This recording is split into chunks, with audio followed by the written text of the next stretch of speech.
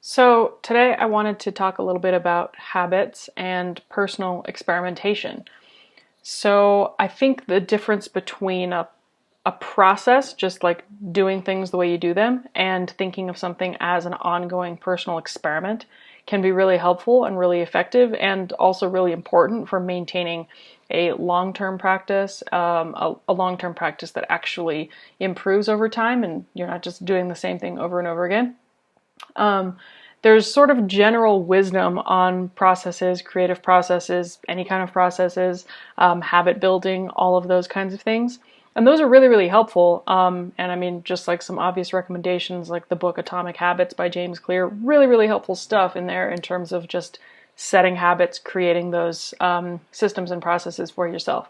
However, when we're talking about like general wisdom about kind of like what specific habits should look like or what specific processes should look like, I don't want to say that those are never helpful, because they really, really can be. I think that sometimes just following someone else's framework and putting it to the test and seeing where it does and does not work for you. Honestly, I actually think more people should do that. I think it's a really good way to do some testing on what does and doesn't work for you, rather than just going through the long-term trial and error process of figuring it out all yourself.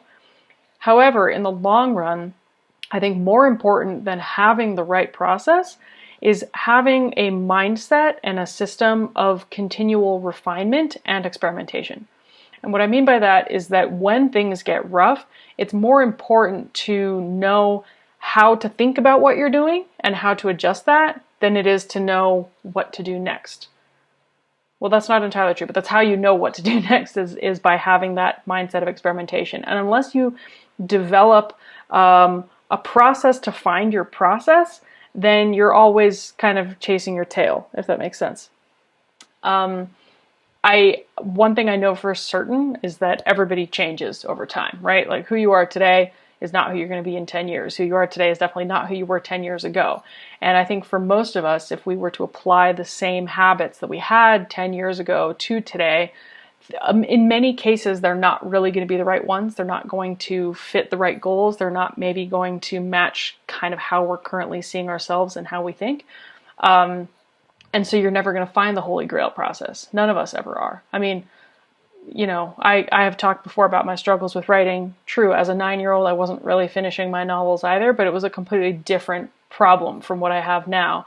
I didn't have any self-concept of myself as a writer when I was 9. I was just having fun. So like what was working for me when I was 9 is not working for me now. And if I had stumbled on the magical process that worked when I was 9, I would not still be able to use it.